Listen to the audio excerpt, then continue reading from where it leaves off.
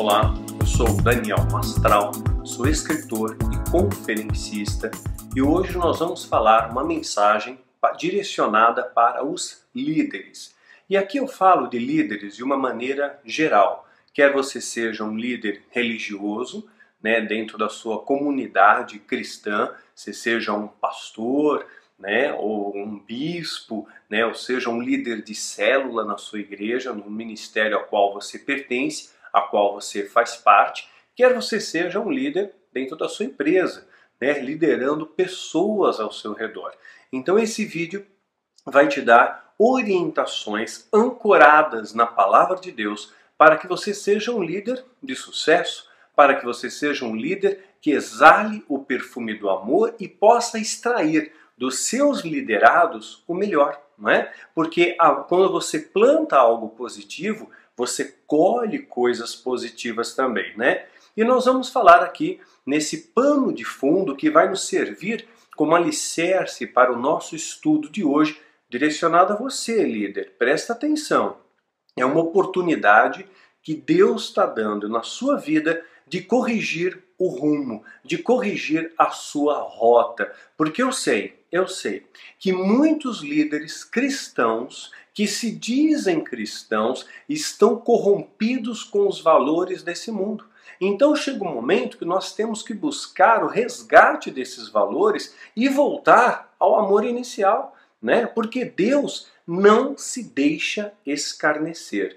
Tudo e nada fica fora desse tudo. Tudo aquilo que o homem semear, ele também vai colher. Então nós temos que ter muita cautela com aquilo que você fala, com aquilo que você ensina, com a sua conduta, porque tudo isso vai ser cobrado um dia de você. Deus vai cobrar isso de você. Hoje nós vamos contar a história de um personagem bíblico que vai ser aqui o nosso norte, que vai ser aqui nossa espinha dorsal para esse estudo. Nós vamos contar a história de Nicodemos, Nicodemos é uma palavra grega que significa, sua tradução mais literal está ligada ao conquistador do povo. Ele vai ser citado em João capítulo 3. Ele era um fariseu. Quem eram os fariseus? Os fariseus eram os separados, ou seja, eles eram os líderes espirituais, Então, Nicodemos era um líder espiritual do povo judeu naquela época. E ele fazia parte também do Sinédrio. E o Sinédrio era o mais elevado tribunal eclesiástico e civil de Israel. Então ocupar um cargo no Sinédrio era um cargo de grande prestígio, de grande responsabilidade, era um cargo glamuroso, era um cargo desejado. Eles eram as referências que o povo desejava ter. Então, para ser um fariseu, para ser um separado, um doutor da lei, ou seja, os guardiões dos valores divinos que davam norte ao povo, que traziam exortação, que apontavam o caminho, então Nicodemos era um deles, E Nicodemos, ele decide conversar com Jesus.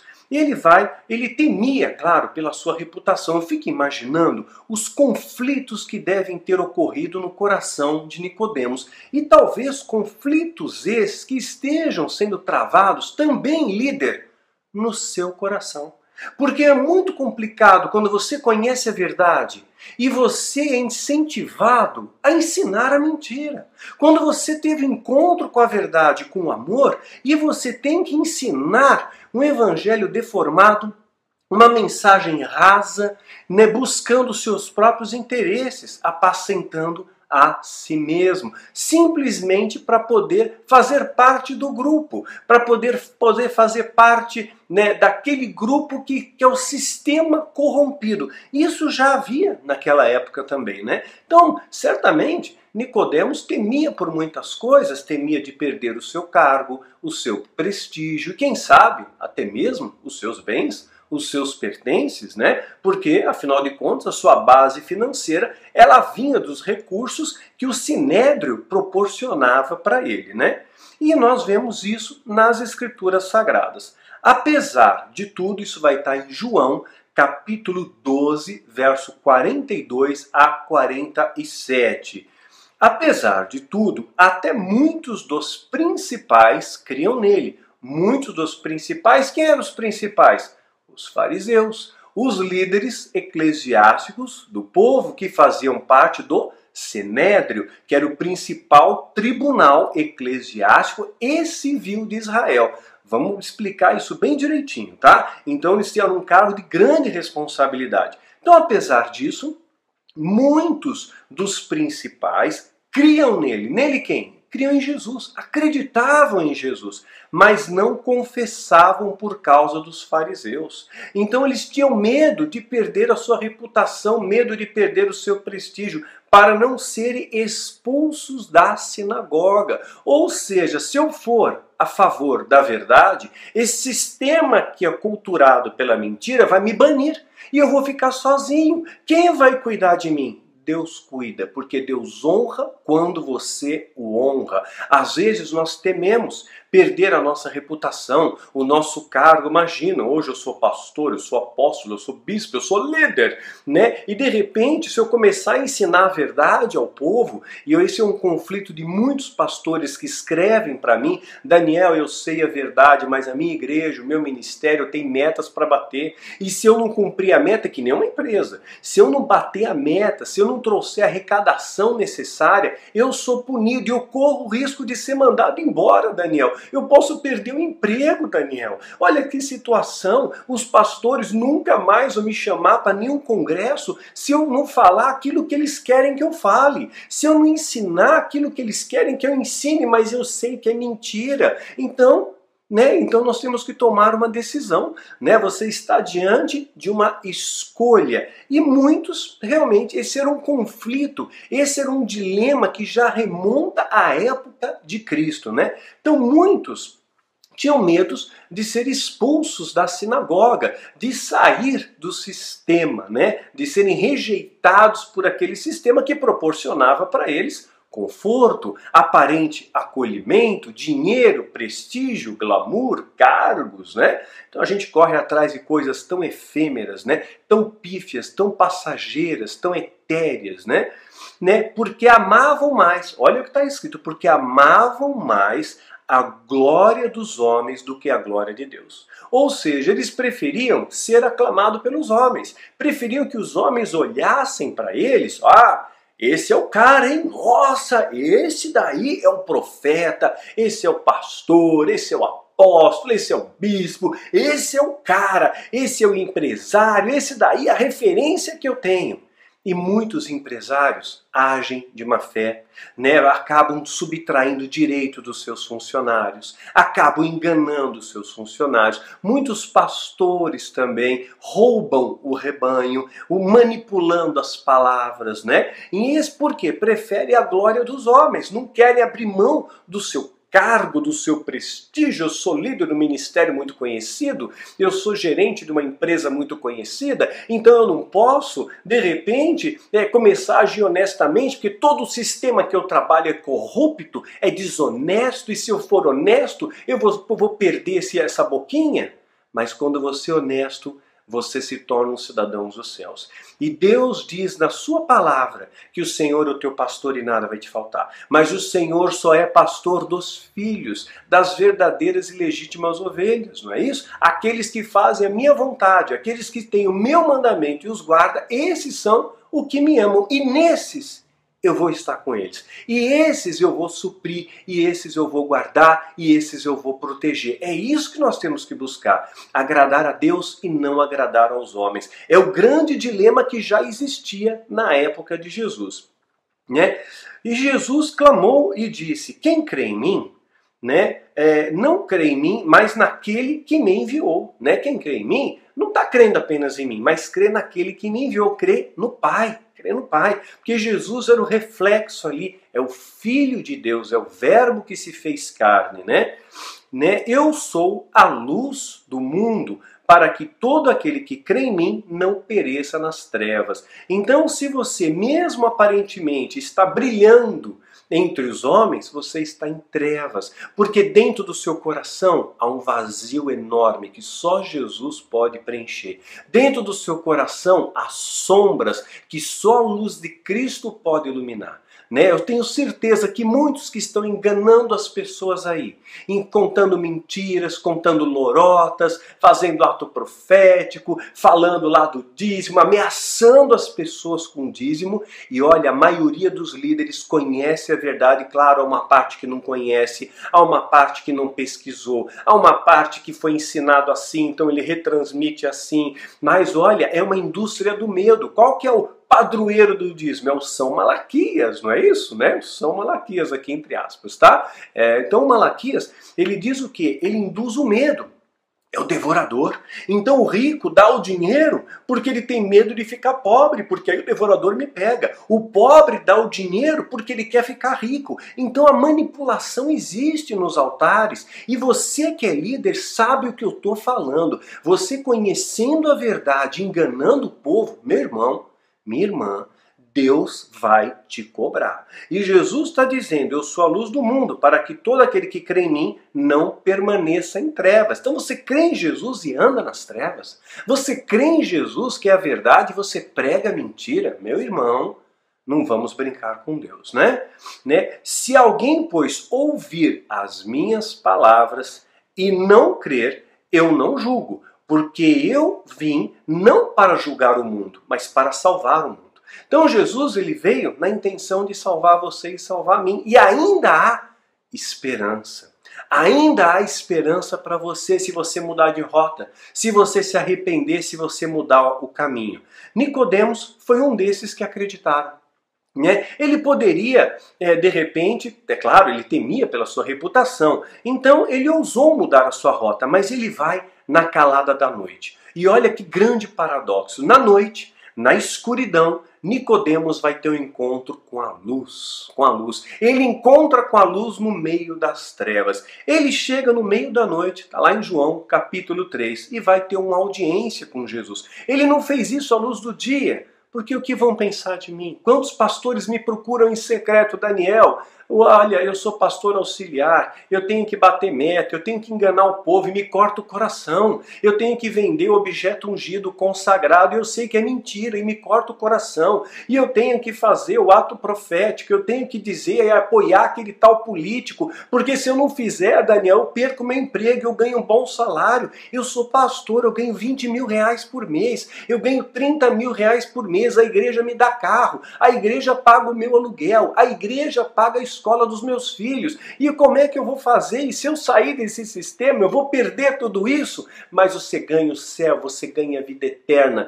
Você não perde, nunca perde por honrar a Deus. E isso são cativeiros que o diabo prepara, O diabo ele prepara cativeiros. Ele te coloca numa redoma que aparentemente é confortável. Sabe uma gaiola de luxo? É isso aí, uma gaiola de luxo. Ele coloca você dentro de uma gaiola e nessa gaiola de ouro, ela tem muitas coisas ali dentro, só que você está preso.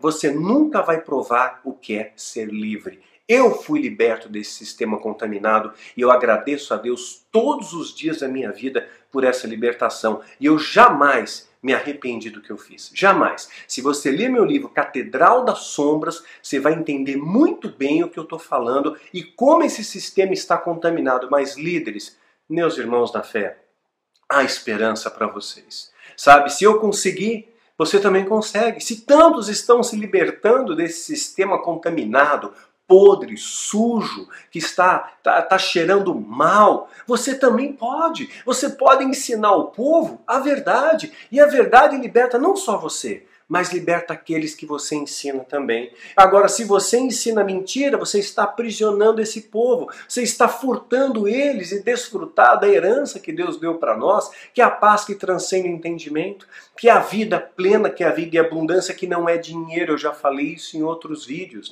Não é dinheiro. Então, Nicodemos procura Jesus na calada da noite. João capítulo 3.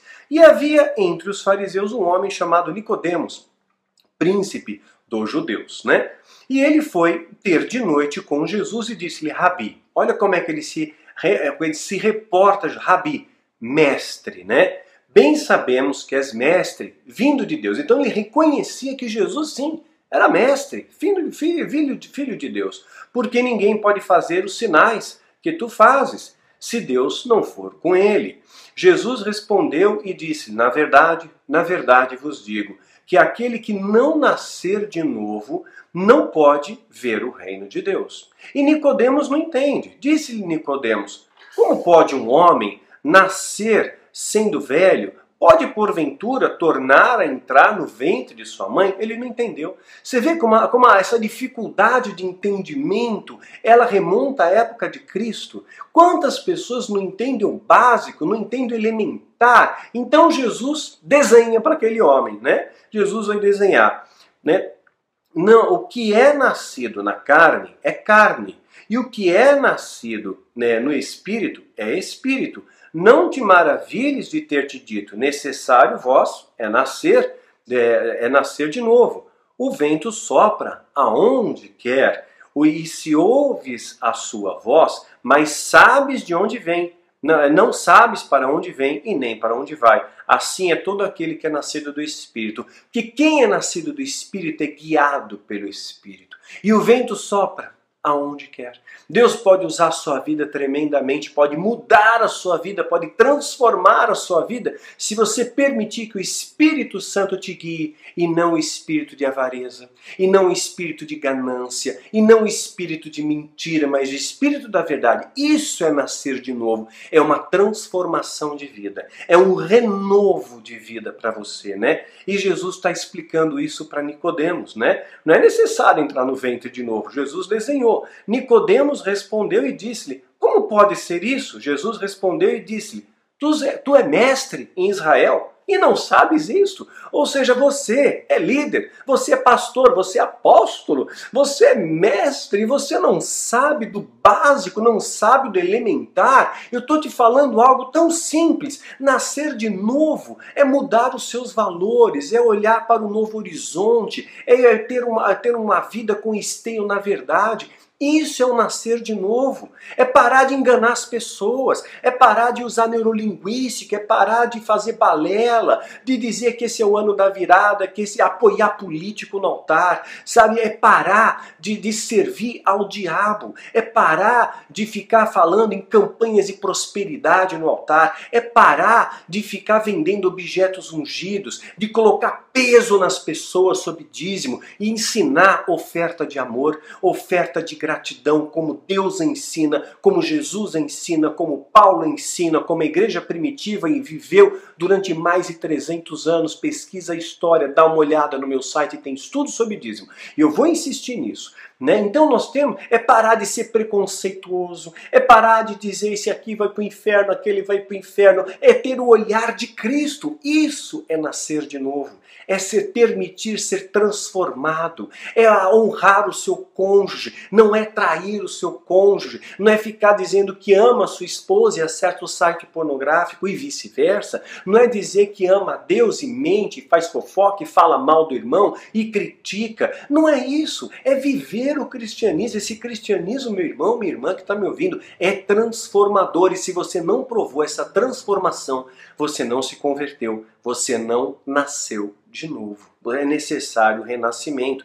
Em verdade vos digo, que nós dizemos o que sabemos e testificamos o que vimos. Não aceitais o nosso testemunho. Se vos falei de coisas terrestres e não credes, como crereis se falar as coisas celestiais? Jesus está dizendo, se eu estou te falando as coisas mais básicas aqui, você está tendo dificuldade para entender, como você vai compreender o mundo espiritual? E esse é o grande desafio que eu tenho, e isso está permeado nos meus livros, Os Segredos do Mundo Espiritual, para que você entenda, para que expanda os seus horizontes. Está lá na série Quilaim, Néfilim e Carim, está lá na série Filho do Fogo, Guerreiros da Luz, Voz que Clama no Deserto, Catedral das Sombras, para que você tenha expanda a sua visão do mundo espiritual, que é muito mais real do que você pode imaginar, né? E aí Jesus continua dizendo, ora, ninguém subiu ao céu, senão o que desceu, o Filho do Homem que está no céu. E como Moisés levantou a serpente no deserto, assim importa que o Filho do Homem seja levantado. O que é esse contexto? Lembra que lá Moisés ele construiu uma serpente de bronze. Os hebreus estavam sendo picados pelas serpentes. Então Moisés, como um símbolo, ele constrói uma serpente de bronze e coloca ela ali. Aquilo ali trouxe uma proteção, né? Não havia mais, eles deixaram de ser picados pelas serpentes. Só que passa um tempo, o povo começa a adorar a serpente. E Deus é contra idolatria, né? De qualquer coisa, inclusive de pessoas. Tem homens que têm tanta vaidade que puxam para si mesmo a idolatria, não é isso? Ah, porque eu faço, porque eu aconteço, porque é o meu ministério, blá blá blá blá blá, porque eu sou profeta, e se veste como profeta, e faz caras e bocas de profeta. Ah, não precisa disso. O verdadeiro profeta é reconhecido como profeta. O verdadeiro levita é reconhecido como levita. O verdadeiro evangelista é reconhecido como evangelista. Você não tem que falar para as pessoas. A sua unção será reconhecida por aqueles que te cercam, porque você exala o perfume da unção que você carrega. E se você não carrega nenhuma dessa unção, você carrega o perfume do ódio, o perfume da mentira, e isso daí só vai causar contaminação ao seu redor. Você nunca vai ter amigos de verdade, pessoas más. Eu vi isso recentemente numa palestra, achei incrível.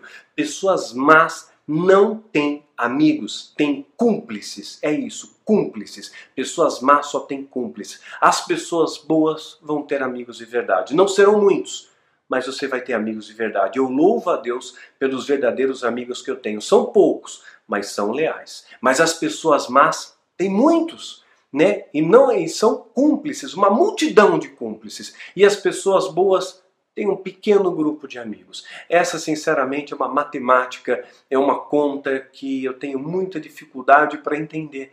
Muita dificuldade para entender. Como é fácil as pessoas se agruparem e se ajudarem para o mal, né? Eu vejo, às vezes, na minha fanpage, alguém fala de um vídeo.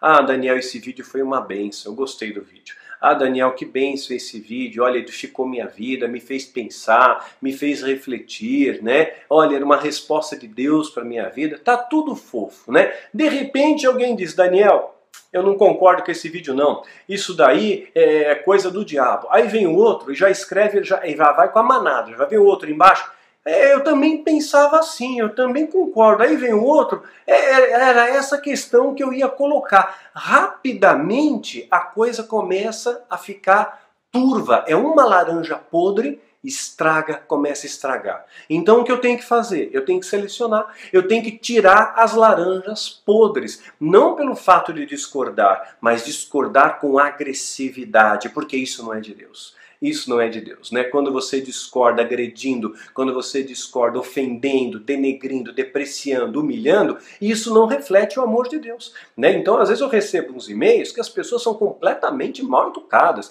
Não tem bom dia, boa tarde, boa noite, não tem nada.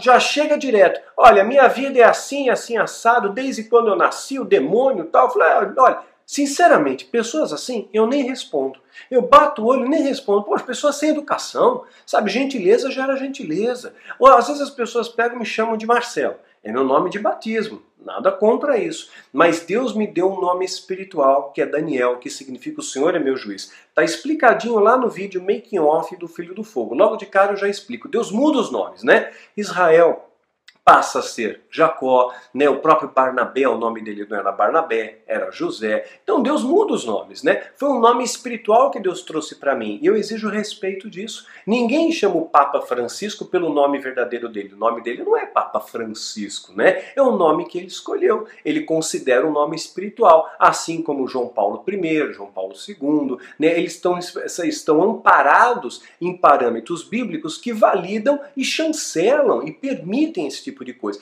Aí a pessoa começa, então Marcelo, o que eu estou pensando tal, eu quero ser sua ovelha, eu nem respondo, deleto esse e-mail. Faltou com respeito, meu irmão? Você quer ser meu amigo? Me respeita. Uma pessoa chegou esses dias, Daniel, eu quero ser pastora do ministério. Pastora, já não quer ser ovelha, já quer ser pastora. Quer dizer, não quer nem entrar para a faculdade, já quer ser professor. Então já por aí eu já falei, não vai dar certo isso daqui. Aí logo em seguida vem Daniel, estou pesquisando aqui na internet, internet, estão dizendo que você é impostor, que você é satanista, estão falando aqui na internet que você usa um nome falso, Daniel. Como isso? Gente, seja pronto para ouvir e tardio no falar. A gente tem tanta facilidade em julgar, em pré-julgar, em apontar o dedo, em ofender, em denegrir. É muito fácil, né? Então, pessoas más vão ter muitos cúmplices. Você pode reparar, os malucos estão cheios de seguidores. Você vê pessoas com maldade no coração, cheios de seguidores, né? E pessoas boas, poucas pessoas seguem, não é verdade? Quem seguia Jesus? De verdade, para valer, além dos próprios apóstolos. Poucas multidões ficavam, ouviam e depois iam embora. Né? Na hora da cruz, só João ficou lá. Né? Então, amigos, você vai ter poucos quando você é bom. Quando a pessoa é má, você vai estar cheio de cúmplices ali. Né? Então, a serpente de bronze ela passa a ser idolatrada. E quando ela começa a ser idolatrada, o rei Ezequias destrói a serpente, para que não haja idolatria. Há um só Deus em Israel, tá? Você não é Deus, eu não sou Deus, Ele é Deus. Então Ele pode julgar, Ele pode apontar o caminho. Nós somos apenas instrumentos. O dia que você achar que você é alguma coisa, meu irmão, minha irmã, acabou teu ministério. Olha o que aconteceu aqui, vamos contextualizar. Está em 2 Reis, capítulo 18, verso 3 e 4. Fez o que é bom aos olhos do Senhor, como Davi, seu pai, destruiu os lugares altos, quebrou as estelas e cortou os ídolos de pau, né? Despedaçou a serpente de bronze que Moisés tinha feito, porque os israelitas até então estão queimando incenso diante dela, estão adorando a serpente, né? Então, deixou de existir, passou para ser a idolatria, deixou de existir, né? Então, Jesus ele fez uma comparação, eu também vou ser levantado. Assim como a serpente foi levantada no deserto, eu vou ser levantado. E ele vai levar as nossas maldições, ele vai levar os nossos pecados, né? E dos 6.000 líderes que tinham na época, segundo o historiador Flávio Josefo, Nicodemos é um dos poucos que tem a ousadia e tem a coragem de se aproximar de Jesus e de ouvir a verdade e permitir que essa verdade mude a sua vida, mude a sua história. Algo tinha mudado, né? Inclusive, Nicodemos, ele vai contestar os seus pares.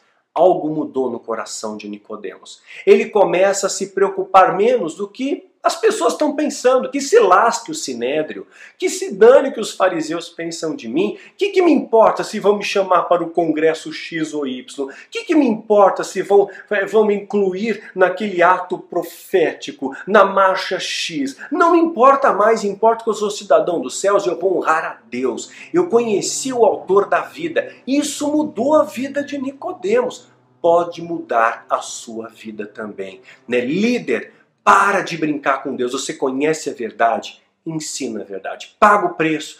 Mas eu vou perder tudo que esse sistema me dá. Mas você vai ganhar a eternidade. Você vai ganhar a gratidão de Deus. Você está honrando a Deus e Deus vai te honrar. Deus vai te levar para um outro local. E você de repente vai formar um outro núcleo. E vai começar a ensinar a verdade. Essa verdade vai se multiplicar sobre a terra. É um remanescente fiel. Faça parte dele, querido. Faça parte dele, minha querida, né? Vamos fazer parte do remanescente fiel. Né? Então, olha só o que está acontecendo. Nicodemos vai começar a defender Jesus. Outros diziam: esse é o Cristo, mas muitos mais diziam outros. Vem, pois, o Cristo da Galileia, de novo aquele preconceito, né? O Cristo vai ser galileu? Não, aquilo ali não era coisa boa, né? Diz a Escritura que o Cristo é da descendência de Davi de Belém, da aldeia de onde era Davi. Alguns entre o povo havia discussão por causa dele, e alguns deles queriam prendê-lo, mas ninguém lançou mão dele. E os servidores foram ter com os principais sacerdotes e fariseus, e lhes perguntaram: por que não o trouxestes? Respondeu os servidores: nunca homem algum falou assim como esse homem. Responderam-lhe, pois, os fariseus: também vós fostes enganados? Né? Olha só a cegueira do fariseu, né? Estão enganados? Creu nele, porventura, algum dos principais fariseus? Alguns dos líderes da época estão acreditando em Jesus? Muitos líderes não acreditam em mim. Porque eu falo a verdade que mexe no bolso deles. Porque eu falo a verdade que vai libertar as ovelhas que eles aprisionam, né? Então, alguns criam nele porventura alguns dos principais fariseus. Não se preocupa que os principais líderes do nosso século não acreditem em você. Não te desprezem, não se preocupa com isso. O que importa é o que Deus pensa de você. Isso é o que importa, isso é o que muda a sua história, isso é o que muda a sua vida, né? Mas essa multidão que não sabe a lei é maldita. Nicodemos, que era um deles, fariseu, e que de noite for ter com Jesus, disse: porventura condena a nossa lei um homem sem primeiro ouvir e ter conhecimento do que fez? Ou seja, é necessário ouvir. E eu vejo hoje as pessoas julgando sem ouvir, julgando sem conhecer, me julgam assim, julgam você assim, faz parte, né? Porque essa ignorância continua presente em nosso meio, essa falta de amor, essa falta de bondade, essa falta de sabedoria, essa falta de mansidão, essa falta de compaixão, continua muito presente e mais presente ainda no nosso século, né? Por causa que a iniquidade tem se espalhado. Responderam eles e disseram: és tu também da Galileia, né? Examina e verás que da Galileia nenhum profeta surgiu, né? Falou isso para Nicodemos, né? Olha, medite nisso, Nicodemos, né? E cada um foi para sua casa, né? Jesus morre exatamente como ele predisse, né? E vai ser pendurado no madeiro e vai levar as nossas maldições, levar os nossos pecados, levar a nossa iniquidade, né? Os seus julgadores, quem foram? Quem que julgou? Os doutores da lei, os fariseus, os guardiões das leis e da moral, esses que julgaram, né? Quem seguiram eles? O povo, né? Porque eles eram maus e tem muitos cúmplices maus. O povo que não tinha Deus no coração porque nunca foi ensinado o amor para eles verdadeiro. E não reconheceram o amor quando o amor habitou entre eles. E aquele povo grita: crucifica, né? Crucifica Jesus, né? Estavam cegos também, né? Estavam cegos. É uma equação difícil da gente compreender, né? João 19, 38 a 39. Depois disso, José de Arimateia, que era discípulo de Jesus, mas oculto por medo dos judeus, né? Então eles tinham receio também, rogou a Pilatos que lhe permitisse tirar o corpo de Jesus. E Pilatos permitiu. Então tirou o corpo de Jesus. E foi também quem? Nicodemos. Nicodemos acreditou em Jesus. Nicodemos defendeu a Jesus. Nicodemos estava lá na morte de Jesus. E foi também Nicodemos, aquele que anteriormente se dirigira à noite a Jesus, levando quase 100 arratéis de um composto de mirra e alcés. Ele levou ali especiarias, né, para preparar o corpo de Jesus. Uma quantidade grande. Nicodemos certamente era um homem rico, né? E aqui nós vemos o grande paradoxo. Jesus disse: é possível, é muito difícil um rico entrar no reino dos céus, é mais fácil um camelo passar pelo buraco de uma agulha. Mas Nicodemos tinha muitas posses, Nicodemos tinha cargo, Nicodemos tinha prestígio, Nicodemos desfrutava de uma boa vida, mas ele escolheu o caminho de cruz, junto com Jesus. Ele defendeu Jesus, ele cuidou do corpo de Jesus. Nicodemos ousou ir contra o sistema da sua época. Ele ousou aceitar a verdade. E Nicodemos desfruta da paz que transcende o entendimento. Eu vejo claramente aqui, Nicodemos torna-se um discípulo de Jesus, né? Então, líderes, nós precisamos de Nicodemos nos nossos dias, né? Precisamos de pessoas que façam a diferença, né? De pessoas que na escuridão da noite, talvez lá no seu quarto, de ajoelhado sobre o seu leito, você possa falar: Jesus, me perdoa, porque eu tenho enganado o povo tantos anos. Me perdoa, Jesus, porque eu tenho tido uma vida dupla. Eu sou pastor no altar, mas eu tenho feito tanta bobagem lá, sem ninguém ver, só que Deus está vendo.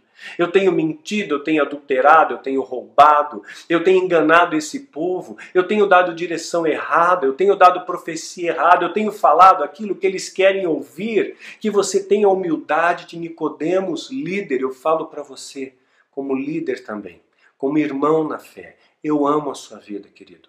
E Jesus também ama. E Ele quer te resgatar. Ele quer que você volte para o caminho. Ele quer te dar algo que esse sistema não pode te dar. Sabe? Ele pode te dar a paz que transcende entendimento. Ele pode te fazer você pôr a cabeça no travesseiro e ter uma noite de sono em paz e saber o meu nome está no livro da vida. Né? O meu nome não está na listinha de homens dos congressos. O meu nome não está naquele mover profético, naquela declaração. O meu nome está no livro da vida. Eu estou aqui para agradar a Jesus. Né? Que você possa ter um encontro genuíno com Ele, que você resgate. Porque quando você se converteu, se você se converteu de verdade, um dia você provou do amor de Deus. E se você nunca provou desse amor, você nunca se converteu. Você entrou na igreja, você virou pastor pelo dinheiro, virou uma profissão hoje em dia, não é? Veja lá o vídeo, os 7 P's, né? Não dá certo, você é pedreiro, você é pintor, né? Você é padeiro, você é político. Aí a gente vai indo, e de repente, você é pastor. Pastor é fácil. A gente engana esse povo e ganha muito dinheiro, porque pastor é rico, não é isso? Você conhece pastor pobre? É difícil, viu? Os pastores têm grana, tudo casa própria, mansão, jatinho, fazenda, iate, né, terno Armani, né, relógio Rolex, anel de 20 mil dólares, faz até implante de cabelo. Quer dizer, os pastores aí, canal de televisão, né, templos imensos. Mas será que isso te aproxima de Deus? Será que isso que Deus queria? Jesus foi tão simples, Jesus ele foi tão humilde, ele deixou muito claro, esse templo não vai mais existir. Né? Ele chorou pelo templo, o templo não sobrou pedra sobre pedra, porque o templo foi profanado. Jesus expulsou os mercadores do templo, os mercadores voltaram. Né? Os fariseus voltaram, estão aí no nosso século de novo, dando direção errada ao povo, batendo no peito, cheio de orgulho, cheio de soberba, cheio de altivez, cheio de ganância, cheio de mentira, né? E Jesus ele chora porque ele sabia que o templo ia ser destruído e o templo só vai ser reconstruído, presta atenção, com o único motivo de poder favorecer o anticristo. É para isso que o templo vai ser reconstruído, para favorecer o anticristo. Faz parte de um dos últimos sinais proféticos que molduram o fim dos tempos. Né? Não é isso? É para isso que o templo vai ser. Nós vamos desfrutar de um momento de uma paz transitória. Quando houver paz e segurança, eis que é chegada repentina destruição. Essa paz transitória vai enganar muita gente. O templo vai ser reconstruído, o verdadeiro, tá? No local certo ali. E aí nós vamos ter a ilusão de paz, só que vai durar pouco. E o anticristo vai fazer uso disso. Então, o templo somos nós hoje. O templo sou eu, o templo é você, o Espírito Santo habita em nós. Onde 2 ou 3 estiverem reunidos, Jesus está lá. Se você abrir uma célula na sua casa, 2 ou 3 estão ali, em nome de Jesus, honrando a Ele, Jesus está lá. E talvez você esteja dentro de uma igreja, com uma multidão, com 10 mil pessoas, né, fazendo milagres, prodígios, que até o falso profeta faz, e Jesus não está lá. Porque aquela multidão está lá por interesse. E aquela pessoa que prega, prega por interesse, prega para saquear o povo, oferecendo a promessa da bênção, não oferecendo a promessa da salvação, do arrependimento, da santidade. E aquela pessoa que vai no templo, lota o templo, está buscando o quê? Buscando a bênção, a prosperidade, a cura. Não está buscando Deus. Não está buscando Deus pelo amor. Não está se aproximando dele porque é gostoso estar perto de Deus. Não. Então nós vemos templos lotados sem Deus, né? Crentes sem Cristo, e vemos pequenos grupos onde Deus está presente. Basta 2 ou 3. Que você, querido, seja alguém como Nicodemos, né? Eu comecei a pesquisar também para ser liberto. Eu comecei a observar o discurso de alguns homens, sabe? Que Deus me use hoje como instrumento. Eu comecei a pesquisar o discurso do Paul Washer, o discurso do David Wilkerson. Comecei a ver algumas pessoas. Uma vez eu me deparei, né? Claro, eu não concordo com todas as coisas, né? Mas você tem que reter o que é bom. Uma vez eu vi uma resposta de um pregador coreano chamado Eli Soriano. Ele estava explicando sobre dízimos. E aquilo ali foi tão claro, abriu meus olhos. E eu vi que não era só ele que falava isso. Tem outros que falam e dão verdadeiras aulas sobre isso. Aulas, né? Acabou essa história de dízimo no Novo Testamento, mas continuam te enganando. 90% dos pastores sabem, meu irmão, você sabe. Para de ser hipócrita. Ensina a verdade para esse povo. Ensina que eles devem investir sim na obra. Precisa. mas em amor. Como foi na época de Moisés para investir para o tabernáculo, em amor, sobejou. Moisés teve que dar uma ordem para proibir ofertar.